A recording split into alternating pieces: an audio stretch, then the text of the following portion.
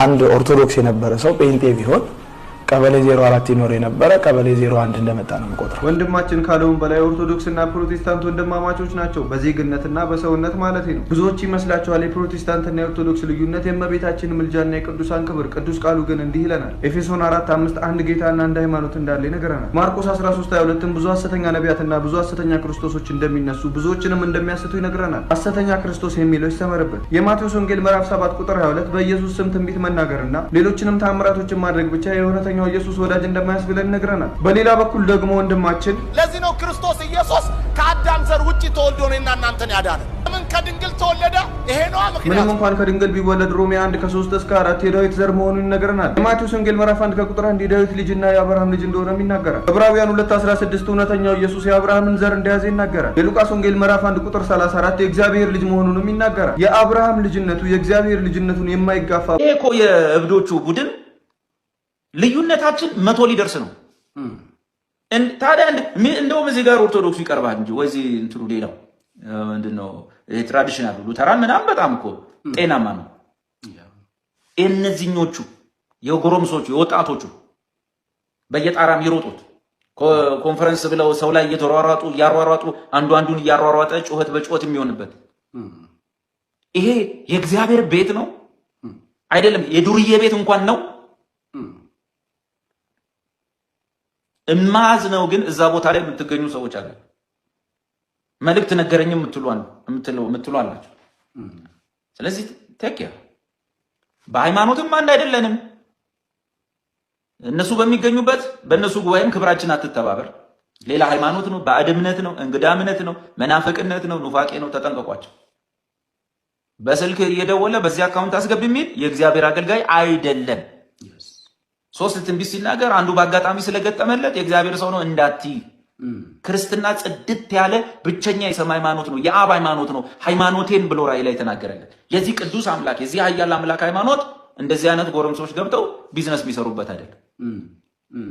እነዚህ ሰዎች ተደራጅተው ሙያ ውስጥ መግባት ነው ያለባቸው፣ ወይ ወደ ሆነ ነገር መሰማራት ነው ያለባቸው።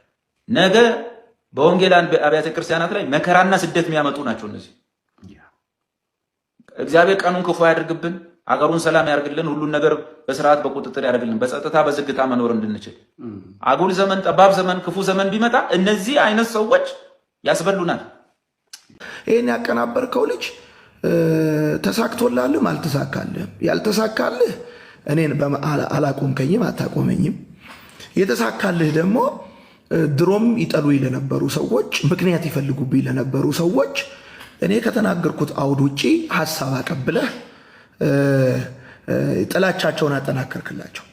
ማራናታ ማለት የሚችለው እንጤ የምህረት አባት አማኑኤል፣ የቸርነት ጌታ አማኑኤል፣ ፊትህ የተመላ አማኑኤል፣ ሁሌ በይቅርታ አማኑኤል፣ ካለው ፍቅር በላይ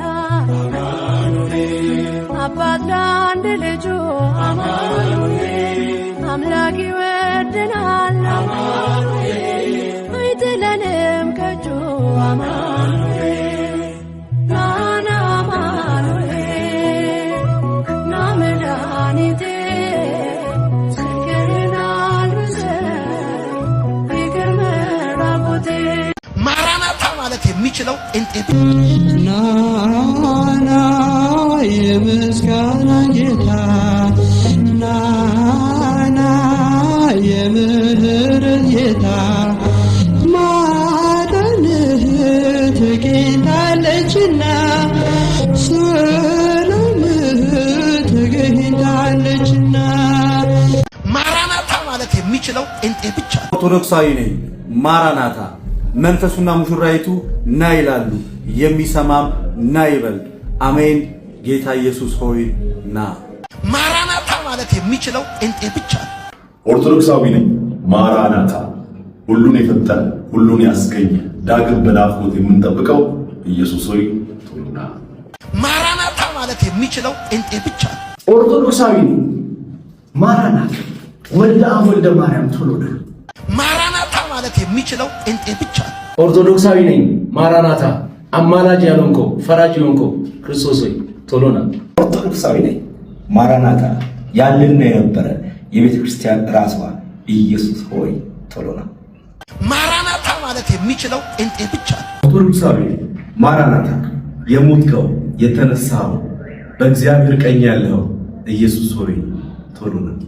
ማራናታ ማለት የሚችለው ጴንጤ ብቻ ነው። ኦርቶዶክሳዊ ነኝ ማራናታ ብቻህን አምላክ የሆንክ ኢየሱስ ሆይ ቶሎና። ማራናታ ማለት የሚችለው ጴንጤ ብቻ ነው። ኦርቶዶክሳዊ ነኝ ማራናታ የቅዱሳን አምላካቸው የሰማዕታት ጽናታቸው የሆንከው ኢየሱስ ክርስቶስ ሆይ ቶሎና።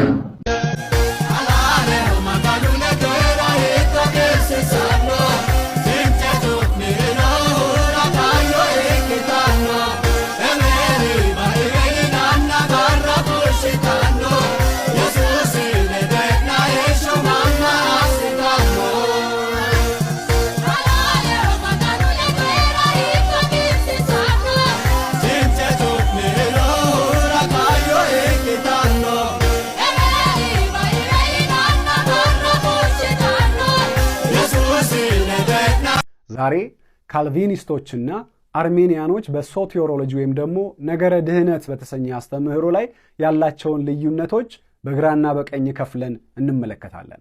ስለዚህ ከማንም ወገን ቆመን ሳይሆን ሁለቱንም አቀርብላችኋለሁ። እናንተ የትኛው ልክ እንደሆነ ትፈርዳላችሁ ማለት ነው። ወይም መጽሐፍ ቅዱሳዊ የሚመስለው የትኛው እንደሆነ እናንተ ትወስዳላችሁ። ነጭ ወረቀት አዘጋጁና በግራና በቀኝ ካልቪኒስቶችና አርሜኒያኖች ብላችሁ ከፍላችሁ የማስቀምጥላችሁን 5 ነጥቦች መጽሐፍ ቅዱሳዊ ነው ወይም መጽሐፍ ቅዱሳዊ ይመስላል የምትሉትን ሐሳብ ላይ ራይት እያደረጋችሁ መጨረሻ ላይ የትኛው አስተምህሮ መጽሐፍ ቅዱሳዊ እንደሚመስል ኮሜንት ላይ ታስቀምጡልኛላችሁ። እስከ መጨረሻው ከኔ ጋር ቆዩ። ካልቪኒስቶች አቋማቸውን በ5 ነጥብ ያስቀምጡታል ቱሊፕ በተሰኘ። አርሜኒያኖች ደግሞ ይህንን 5 ነጥብ ተቃርነው የራሳቸውን አስተምህሮ ያስተምራሉ። ሁለቱን ነው ዛሬ በንጽጽር መልኩ የምናየው። የመጀመሪያው ከቱሊፕ ውስጥ ቲ ቶታል ዲፕሬቪቲ የሚል ወይም ደግሞ አጠቃላይ ብልሹነትን የሚያመለክት አስተምህሮ ካልቪኒስቶች ያስተምራሉ። ስለዚህ ካልቪኒስቶች ቶታል ዲፕሬቪቲ ብለው ሲያስተምሩ የሰው ልጅ በኃጢአቱ ምክንያት ሁለንተናው ተበላሽቷል። ስለዚህ አጠቃላይ ብልሽት ገጥሞታል። ከዚህ የተነሳ ክፉን እንጂ ማድረግ የሚችለው መልካሙን ማድረግ አይችልም። ምክንያቱም በጠቅላላ ወይም አጠቃላይ በሆነ ሁኔታ የሰው ልጅ ስለተበላሸ ነው ብለው ያስተምራሉ። በሌላ ወገን ደግሞ አርሜኒያኖች ደግሞ ይህንን ትምህርት ተቃርነው ቶታል ዲፕሬቪቲ የሚለው ሳይሆን ፓርሻል ዲፕሬቪቲ የሚል አስተምህሮን ይዘው ብቅ ይላሉ። ይሄ ፓርሻል ዲፕሬቪቲ ምንድን ነው የሚያሳየው? የሰው ልጅ በኃጢአት ምክንያት ወድቋል፣ ወይም ደግሞ ኃጢአት የከበበው በኃጢአት የታጠረ ፍጥረት ነው። ይህ ማለት ግን እግዚአብሔርን መፈለግ እንዳይችል ተደርጎ በአጠቃላይ የተበላሸ አይነት ፍጥረት አይደለም። ሰው መልካም የሆነውንም ክፉ የሆነውንም መምረጥ የሚችል ፈቃድ ያለው ነው። ነገር ግን መልካም የሆነውን ለመምረጥ ግን የእግዚአብሔር ጸጋ ያስፈልገዋል የሚል አስተምህሮን የሚያስተምሩ ናቸው አርሜኒያኖች። ሁለተኛው አስተምህሮ አንኮንዲሽናል ኢሌክሽን የሚል ነው። ካልቪኒስቶች አንኮንዲሽናል ኢሌክሽን ሲሉ ያለምንም ቅድመ ሁኔታ መመረጥ ማለታቸው ነው። ይሄም ምን ማለት ነው? እግዚአብሔር አስቀድሞ የሚድኑትን ወይም የተወሰኑትን ለድነት ሌሎቹን ደግሞ ለፍርድ አስቀድሞ መርጧል። ይህ የእግዚአብሔር ምርጫ ነው። ስለዚህ ማንም ለምን ብሎ ሊጠይቀው አይችልም። ያለምንም ቅድመ ሁኔታ እግዚአብሔር የሚድኑትን ለራሱ ሕዝብ አድርጎ የማይድኑትን ደግሞ ለፍርድ መርጧል። ስለዚህ አስቀድሞ ሁሉም ነገር በእግዚአብሔር የተወሰነ ነው የሚል አስተምሮን ያስተምራሉ። ከዚህም ደግሞ የተነሳ የሰው ልጅ በራሱ ፈቃድ ተነሳስቶ ምንም ምርጫ መምረጥ አይችልም፣ እግዚአብሔር አስቀድሞ ስለመረጠው እንጂ የሚል ትምህርት ያራምዳሉ። በሌላ በኩል አርሜኒያኖች ኖ አንኮንዲሽናል ኢሌክሽን ሳይሆን ኮንዲሽናል ኢሌክሽን ነው ያለው ይላሉ። ምን ማለታቸው ነው? እግዚአብሔር አስቀድሞ የሚድኑትንና የሚጠፉትን ብሎ አልመረጠም ወይም ደግሞ አስቀድሞ አልወሰነም። ነገር ግን እግዚአብሔር የሚድኑትንም የሚጠፉትንም ያውቃል። ለምን? ሁሉን አዋቂ ስለሆነ። በዚህ ውስጥ ግን ሰው በገዛ ፈቃዱ በጌታ በኢየሱስ ክርስቶስ አምኖ ከዳነ እሱ የተመረጠ ይሆናል፣ ካላመነ ደግሞ ያልተመረጠ ይሆናል። ስለዚህ ጉዳዩ ያለው እግዚአብሔር አስቀድሞ የሚድነውና የሚጠፋውን ስለመረጠ ሳይሆን ሰውየው እግዚአብሔርን በመምረጡና እግዚአብሔርን ባለመምረጡ ላይ የተመሰረተ ነው ብለው ያስተምራሉ። ስለዚህ እግዚአብሔር አስቀድሞ የሚድኑትን ለዘላለም ሕይወት የሚጠፉትን ደግሞ ለዘላለም ሞት መድቧል ብለው አያስተምሩም። ይሁን እንጂ እምነትን ግን እንደ ቅድመ ሁኔታ ስለሚያስቀምጡ ማለትም ኮንዲሽናል ኢሌክሽንን ስለሚቀበሉ ኮንዲሽናል የሚሆነው የሰው ልጅ ካመነ ነው የሚድነው ብለው እምነትን ፕሪኮንዲሽን አድርገው ስለሚያስቀምጡ አንኮንዲሽናል ኢሌክሽንን ተቃውመው ኮንዲሽናል ኢሌክሽን የሚለውን ወይም ደግሞ ሁኔታዊ የሆነን ምርጫ ይቀበላሉ። ሶስተኛው ሊሚትድ አቶንመንት ወይም ደግሞ ውስን ቤዝሆት የተሰኘው ነው። ካልቪኒስቶች ውስን ቤዝሆት ወይም ሊሚትድ አቶንመንት ሲሉ የጌታችን የመድኃኒታችን የኢየሱስ ክርስቶስ የመስቀል ላይ መስዋዕትነት ወይም ቤዝሆቱ ለተወሰኑ ሰዎች ወይም ደግሞ ቅድም ኢሌክት ለተደረጉ አስቀድሞ ለተመረጡ እንዳልነው ለተወሰኑ ሰዎች ነው ደሙን ያፈሰሰው። በሌላ አገላለጽ ኢየሱስ የሞተው ለተመረጡ ሰዎች እንጂ ለሁሉም አልሞተም የሚል አስተምህሮን ያራምዳሉ ካልቪኒስቶች። በሌላ አቅጣጫ አርሜኒያኖች ደግሞ አይ እንደዛ አይደለም፣ የኢየሱስ ክርስቶስ የመስቀል ላይ መስዋዕትነት ቤዛው ደሙን ማፍሰሱ ለሁሉም ነው። ስለዚህ ኢየሱስ የሞተው ለሁሉም ነው። ሁሉም ይድናሉ ማለት አይደለም። ነገር ግን እሱ ግን የሞተው ለዓለም ሁሉ ለሰው ሁሉ ኃጢአት ነው የሚል አስተምህሮን ያስተምራሉ። አራተኛው አይ ኢሬዚስቲብል ግሬስ ወይም ደግሞ የማይታበል ጸጋ ወይም ደግሞ የማይቋቋሙት ጸጋ የሚል ትርጓሜ ይይዛል። ካልቪኒስቶች ኢሬዚስቲብል ግሬስን ሲያስተምሩ ምንድን ነው የሚሉት? እግዚአብሔር አስቀድሞ የመረጣቸው ሰዎች የእግዚአብሔርን ጸጋ እምቢ ማለት ወይም አልቀበልም ማለት አይችሉም፣ ሪጀክት ማድረግ አይችሉም። ምክንያቱም ሊቋቋሙት በማይችሉት መንገድ ነው የሚመጣባቸውና አለመቀበል አይችሉም ብለው ያስተምራሉ። በምሳሌ ብናየው የተመረጡት ወይም አስቀድሞ የተወሰኑት በራቸውን ዘግተው መቀመጥ አይችሉም። በሩን ገንጥሎም ቢሆን ገብቶ እንዲቀበሉ ያደርጋቸዋል። ለምን? ኢሬዚስቲብል ግሬስ ስለሆነ ነው። ሊቋቋሙት አይችሉም፣ እምቢ ማለት አይችሉም። በእነሱ ፈቃድ ላይ የተወሰነ አይደለም። እግዚአብሔር አስቀድሞ ስለመረጣቸው እነዛን የመረጣቸውን ፒክ ሊያደርጋቸው ጸጋው ጥሶ አጥረንም የተገደበንም ነገር ቢሆን ጥሶ መጥቶ እንዲቀበሉት ያደርጋቸዋል የሚል አስተምህሮ ነው። በሌላ በኩል አርሜኒያኖች ሬዚስቲብል ግሬስን ወይም ደግሞ ሊታበል የሚችል ግሬስን ወይም ልንቋቋም የምንችለው አይነት ጸጋ አለ ብለው የሚያስተምሩት እግዚአብሔር አስቀድሞ ሁሉንም ለድነት ጠርቷል። ስለዚህ ጥሪው ወይም ኮሉ ለሁሉም ነው። ነገር ግን በእምነት የሚቀበሉት ብቻ ናቸው ጸጋውን የሚያስተናግዱት ይላሉ። ምን ማለት ነው? የሰው ልጅ እምቢ ማለት ይችላል። ጸጋው ወደ እርሱ ሲመጣ በሩን ሲያንኳኳ እምቢ አልከፍትልህም ማለት ይችላል። አስገድዶ በሩን ገንጥሎ አይገባም። ለተቀበሉት እነሆ በደጅ ቆሜ አንኳኳለሁ ስለሆነ የሚለው ለተቀበሉት በሩን ለከፈቱለት ከእነርሱ ጋር ሊኖር ወይም ደግሞ ጸጋውን ሊሰጣቸው ፈቃደኛ ነው። አስገድዶ ግን በግድ ግን ሊቋቋሙት በማይችሉት ሁኔታ ግን አልፎ እንዲቀበሉት አያደርግም። በእምነት ብቻ ወይም ደግሞ በእምነት ከሆነ ነው ሊቀበሉትና ሊድኑበት የሚችሉት የሚል አስተምህሮ አላቸው። የመጨረሻውና አምስተኛው ደግሞ ፐርሲቨራንስ ኦፍ ሴንት ነው። ፒ እንግዲህ የመጨረሻውን ቱሊፕ በሚለው ማለት ነው። ይህ ፐርሲቨራንስ ኦፍ ሴንት ማለት እንግዲህ የቅዱሳኑ መጽናት ይሉታል በአማርኛ ወይም ደግሞ የጻድቃኑ አንዴ የዳኑት አንዴ የጸደቁት አንዴ ወደ መንግስቱ የተጨመሩ ሰዎች እስከ መጨረሻው የሚጸኑ ናቸው። አንዴ በጌታ በኢየሱስ ክርስቶስ ካመነ አንድ ሰው ወደኋላ ሊል አይችልም፣ ወይም ደግሞ ድነቱን ሊያጣ አይችልም። በምንም አይነት ሁኔታ አንዴ የተመረጠ አካል ከድነት ሊጎል አይችልም፣ ድነቱን ሊያጣ አይችልም። በራሱም ምክንያት ይሁን በሌላ ምክንያት ድነቱን ሊያጣ አይችልም ብለው ቅዱሳኑ እስከ መጨረሻ የሚጸኑ ናቸው ይላሉ። ኦሳስ ይሰኝ ነበር ይሄ ትምህርት እንደምናውቀው ዋን ሴቭድ ኦልዌይስ ሴቭድ በሚል አስተምህሮ ይታወቃል። አሁን ላይ ግን እሱኛውን ትምህርት በመተው ካልቪኒስቶች ወደዚህ ፐርሲቨራንስ ኦፍ ሴንት ወደሚለው ወይም ደግሞ አንዴ የዳኑት ቅዱሳን እስከ መጨረሻው ይጸናሉ። ወደኋላ ማፈግፈግ ወይም ደግሞ እግዚአብሔርን መካድ ወይም ጌታ ኢየሱስ ክርስቶስን አለማመን አይችሉም።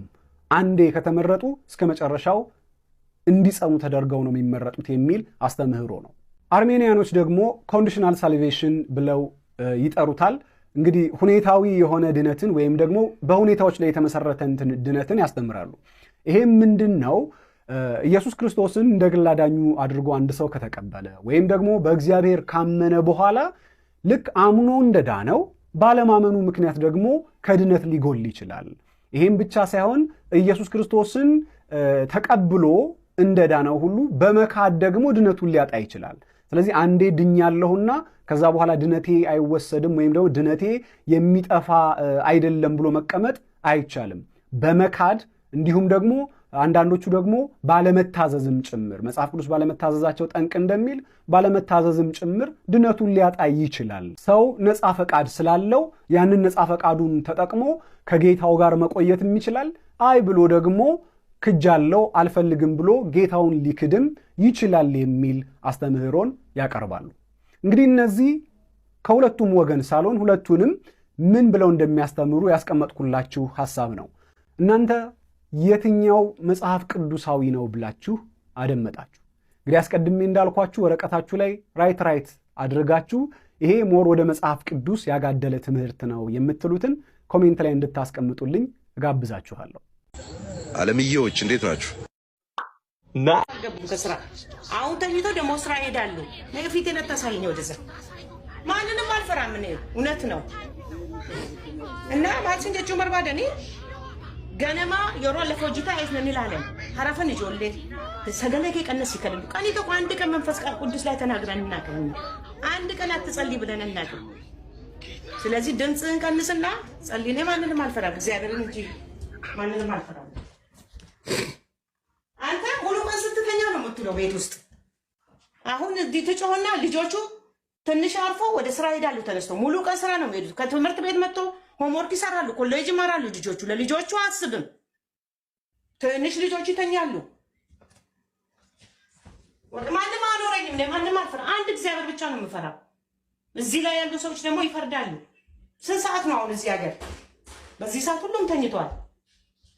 እኔ ጧት ለሊት ስለምነሳ 10 ሰዓት ተነስቼ ስራ ስለምሄድ ነው እንትን ያልኩት እና ማንንም ብታሳይ አይ ዶንት ኬር። አገሲሱሊስ What are you doing? አገሲሱሊስ I don't care. I don't care. አገሲሱሊስ ፕሊዝ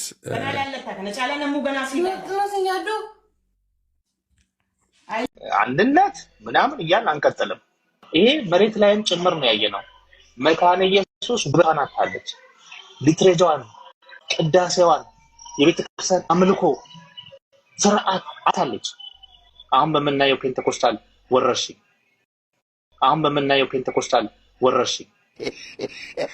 እዚህ እኛ በዚህ ጉዳይ ላይ ወደፊት ነው የምንቀጥለው። ከዚህ በኋላ አንድነት ምናምን እያልን አንቀጥልም።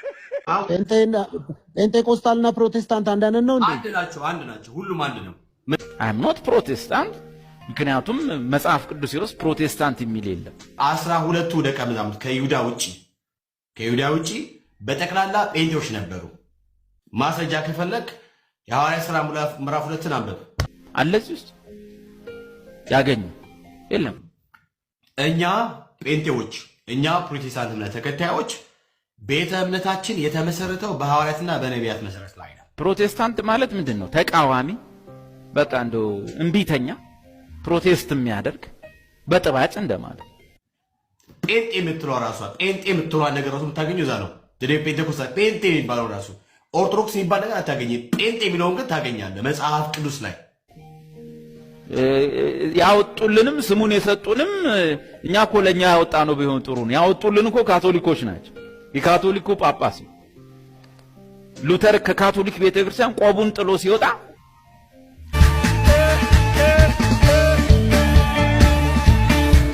ጌታ ኢየሱስ ክርስቶስ ሳይሞት በፊት ሰዎች ድነዋል፣ ሰዎች ጸድቀዋል፣ ሰዎች እግዚአብሔር ሆነዋል። ምን አይነት ትምህርት ነው? ጌታ ኢየሱስ ክርስቶስ ሳይሞት ሰው መዳን የለም መጸደቅ የለም የሚባል ትምህርት የስተት ትምህርት ነው። ምንፍቅና ነው።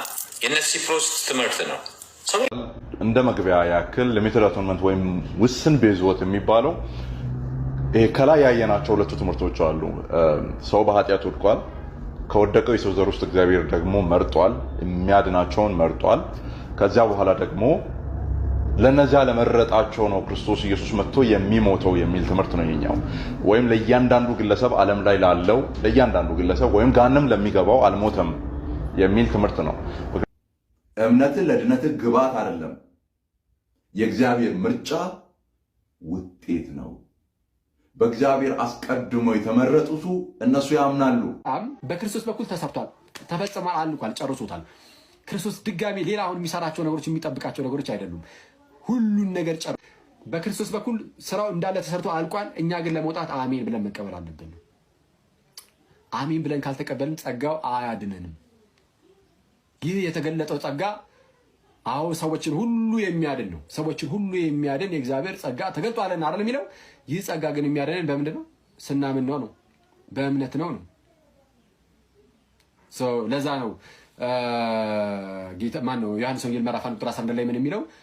ወደ ገዛ ወገኖቹ መጣ፣ የገዛ ወገኖቹ ግን አልተቀበሉትም። እሺ ለተቀበሉት ግን በስሙም ለሚያምኑት ለእነርሱ የእግዚአብሔር ልጆች ይሆኑ ዘንድ ስልጣን ሰጣቸው። ወንድማችን ደግሞ የራሱን ማብራሪያ ይሰጣል። ላመኑት ብቻ ነው አንጪነቱ የክርስቶስ ደም እያለ። ኦኬ ሶ ካልቪኒዝሙ ከዚህ ምንም የተለየ ነገር አልተናገረም። ስለ ሰፊሽንሲ ሲናገር ለዓለም ሁሉ ነው። አዎ በቂ ነው፣ ለዓለም ሰፊሽንት ነው ይላል። ወይም ለእያንዳንዱ ግለሰብ ዓለም ላይ ላለው ለእያንዳንዱ ግለሰብ ወይም ጋንም ለሚገባው አልሞተም የሚል ትምህርት ነው። ታዲያ ስለ ኤፊካሲ ወይ ስለ ጥቅሙ ሲናገር ግን እግዚአብሔር አስቀድሞ ያወቃቸው እነዛን ነው የሚጠቅማቸው እንጂ ዓለምን ሁሉ አይደለም ይላል። ልክ እንዳንተው ወንድማችን አንተ የምትለው እሱ ዓለምን ሁሉ የሚያድን አይደለም፣ ያመኑበትን ብቻ የሚያነሳ። ስለዚህ የክርስቶስን ሞት በማግኘት ምን ሞተው የክርስቶስን ሞት የምናገኘው ለዓለም ሁሉ ቢሞትም እኛ ግን ሞቱን የምናገኘው ስንጠመቅ ነው። ቀላል እና ቀለቀ። ስለዚህ የዓለም ቤዛነት ጉዳይ ከዚህ ጋር ከተገናኘ አንተ ራስህ ተሳስተሃል። ዓለም ሁሉ አይድንም ትላለህ ማለት ነው። Stop it. Get some help. የዓለም ሁሉ ቤዛ አይደለም ትላለህ ማለት ነው። ስለዚህ ካልቪኒዝሙን በዚህ ምክንያት መክሰስ ምንም ፖይንት ያለው ነገር አይሆንም። ወንድማችንን የቃልን ማብራሪያ ሰምተነዋል። ይቅርታ አድርግልኝና ወንድሜ ለዚህ ለአክሊል ቪዲዮ ምላሽ መስጠት ቪዲዮ መስራት አልነበረብህም። እኔ እንደ ግሌ መስራት አለበት ብዬ አላምንም። ምክንያቱም እውነቱን እውነት ውሸቱንም ውሸት እያለን መሄድ ስላለብን ይሄ በቡድንተኝነት መንፈስ የምናደርገው የትኛውም ነገር ተቀባይነት የለውም፣ እግዚአብሔርንም አያስደስትም። እና ይህንን አቋም የያዙ ሰዎች ይህን የካልቪንን አስተምሮ የሚያስተምሩ ሰዎች በወንጌላውያን አማኞች ውስጥ ስላሉ ግዴታ ለነሱ ጠበቃ ሆነ ለነሱ ምላሽ መስጠት የለብንም። ምክንያቱም ኢየሱስ ክርስቶስ የዓለም ቤዛ አይደለም፣ ኢየሱስ ክርስቶስ ቤዛነቱ ለተመረጡት ነው የሚል ትምህርት የሚያስተምር አካል የለም ወይ ካልን አለ። በወንጌላውያን አማኞች ህብረት ውስጥ የካልቪንን አስተምሮ የሚያራምዱ አሉ። እንግዲህ አንተም በቅርበት ከምታውቃቸው ከነ ወንድማችን አማን ሻሎም መመልከት እንችላለን፣ ከነሱ መጀመር እንችላለን። እና እንደዚህ አይነት ከቤተክርስቲያን ሊወገድ የሚገባ ትምህርት በውስጣችን ዘንድ በትክክል ደግሞ ካልቪን እንደዚህ አያምንም ብለ መመለስ ነው ስህተቱ ማለት ነው ወንድማችን። ስለዚህ ምንም በቡድን የምናደርገው ነገር የለም። ስህተት ካለ ስህተቱን መግለጥ ነው። ምክንያቱም አሁን ያለንበት ዘመን የሚዲያ ዘመን ነው፣ የዲጂታል ዘመን ነው። ምንም የሚደበቅ ነገር የለም። ሁሉ ነገር በአደባባይ እየተገለጠበት ዘመን ነው። እንደዚህ አይነት አስተምሮ የለም ብለን የምንክድበት ምንም አይነት መንገድም ሁኔታም የለም።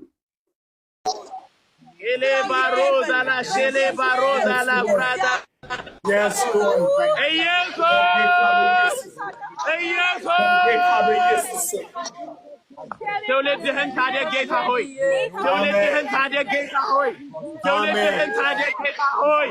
አሜን። ላብራዳላ ሼሌ ባሮ ላብራዳላ ኢየሱስ ኢየሱስ ኢየሱስ ኢየሱስ ኢየሱስ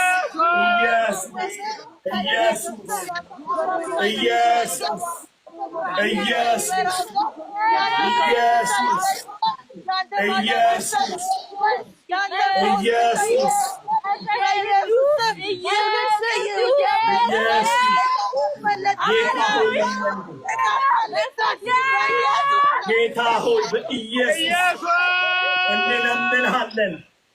ወንጌላውያን እንዲህ ያምናሉ ወይ? አንድ አይነት ነገር ያምናሉ ወይ? ለምንድነው በወንጌላውያን ኦር ኢቫንጀሊካል ትምህርት የሚለው ስር የለጠፍኩት? ወደ ኋላ ነው የሄድኩት። እዚህ ጋር ሰፈር ያሉትን አይደለም እያሰብኩ ማውራው። 16ኛው ሴንቸሪ ላይ ከሮማ ካቶሊክ ቤተክርስቲያን ከወጣም በኋላ ምናልባትም ከኋላ የመጡትን 100 ዓመታት ምን እንመስል ነበር? ፔንቴኮስታል ካወራኝ 100 ዓመት ነው እያወራ ያለው። ከዚህ ወደ ኋላ 100 ዓመት 400 እና 500 ዓመት አይደለም እያወራኝ ያለው። በጣም ያሳዝን ነው። ቪዲዮ ላይ እንደሰማችሁት ስናወራ የ100 ዓመት ታሪክ ነው እያወራን ያለ ነው። አዘ ሙቭመንት ቪዲዮን አጫውተዋለሁ፣ መልሼ ትሰሙታላችሁ በደንብ። አዘ ሙቭመንት የ100 ዓመት ታሪክ ነው የምናወራው፣ የ4 እና የ500 ዓመት ታሪክ አይደለም። ስለዚህ ከምን አንጻር ነው እያነጻጸርኩ ያለሁት? ከሪፎርሜሽን ወይም ከፕሮቴስታንት ታድሶ ከካቶሊክ ቤተክርስቲያን የወጣንበትን ጊዜ ነው አዘ ሪፈራንስ የወሰድኩት ማለት ነው። ስለዚህ የ100 ዓመት ታሪክ ዲፋይን ሊያደርገው አይችልም። ወደኋላ ያለውን የፕሮቴስታንት ሙቭመንት ዲፋይን ሊያደርገው አይችልም። ምክንያቱም እንደዛ አይነት ነገር አይተን ስለማናቅ ሙቭመንቱን ያስጀምሩ ሰዎችም እንደዛ አያምኑም ነበረ። ኦኬ ቪዲዮን እንቀጥል። ካሪዝማቲክ አወራኝ ምናልባት 96 ዓመት ነው 100 ዓመት ነው እያወራኝ ያለው። ስለዚህ ትዝ አይሉኝም እነሱ እኔ ወንጌላውያን እያልኩ ሳወራ ትዝ አይሉኝም። ምናልባት ትዝ አይሉኝም ወንጌላውያን እያልኩ ሳወራ። ለምን? ወንጌላዊነትና ኢቫንጀሊካሊዝም የ100 ዓመት ታሪክ ስላልሆነ ወይም በፔንቴኮስታል ሙቭመንት ውስጥ ገብቶ ሊጠራ የሚገባ አይደለም። ምክንያቱም ከፔንቴኮስታል ወደ ኋላ ስለሆነ የ400 የ500 ዓመት ታሪክ ስላለው።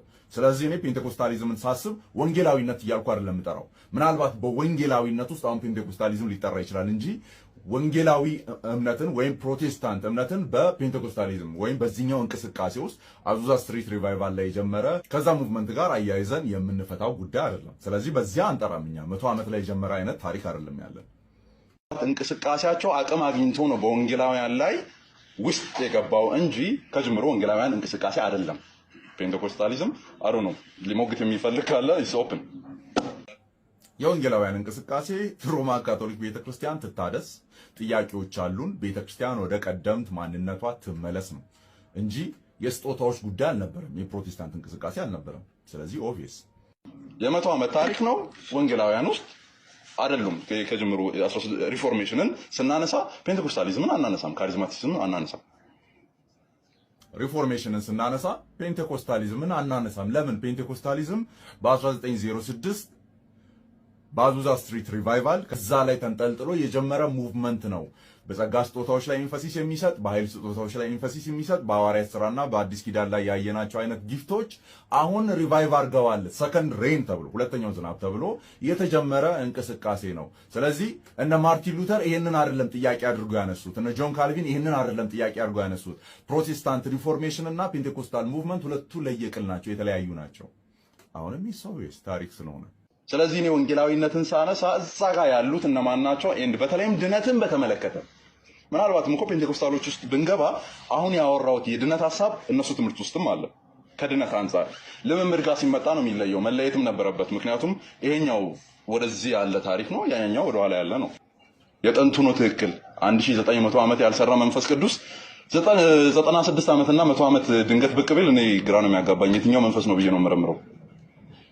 ጤነኛ አባቶች ላይ ያልሰራ፣ ትልልቅ የሚባሉ ተጽዕኖ ፈጣሪ ግለሰቦች ላይ ያልሰራ መንፈስ ሌላ ነገር ውስጥ የገባው ነው።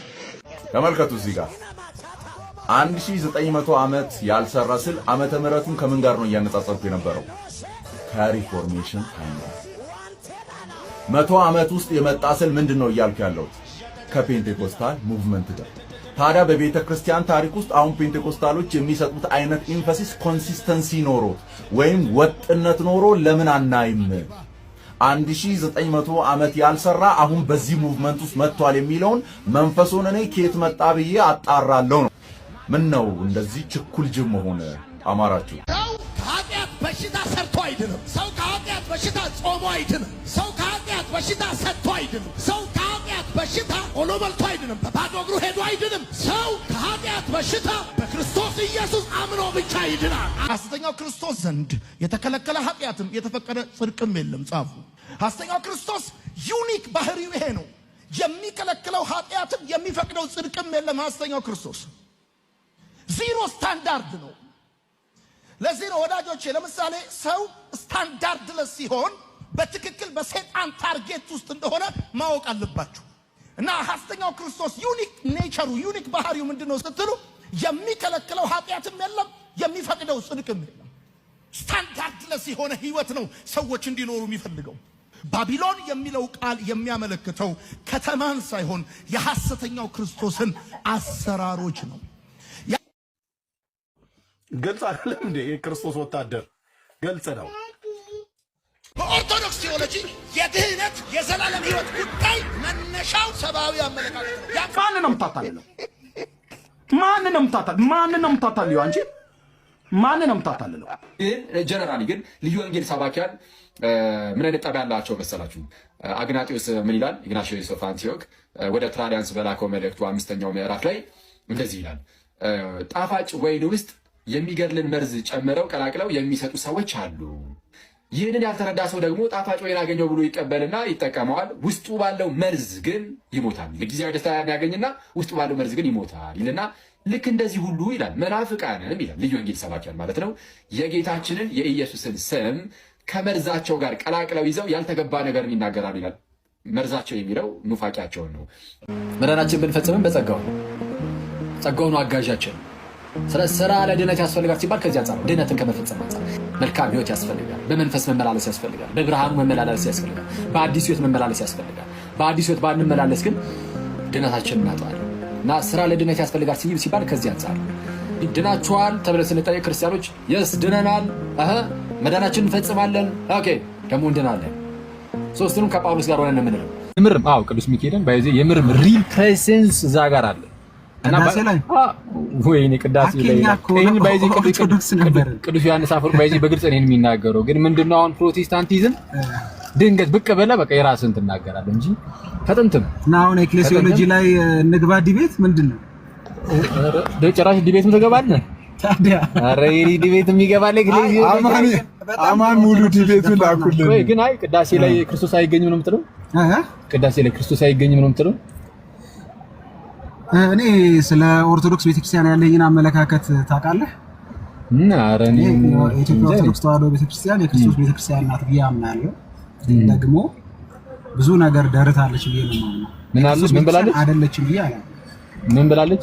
ብዙ ነገር ደርታለች። ክርስቶስ ላይ ብዙ ነገር ደርታለች። ግን የክርስቶስ ቤተክርስቲያን ምንድነው ደርታለች? ደርት ማለት ድሪቶ ማለት ነው። ድሪቶ አንተ እንከፍ የሰው ትምህርቶች ጭራሽ ድሪቶ አገናጋ ያስፈልጋል። በአካል ያው ጋይስ እንደዚህ አስችለኝም በአካል ልገለጥበት ነው። በዚህች ሰውነቱ ሲገለጥ አስቡት። ኧረ በቅዱስ ሚካኤል በጣም መስልድ ነኝ ራስን ነው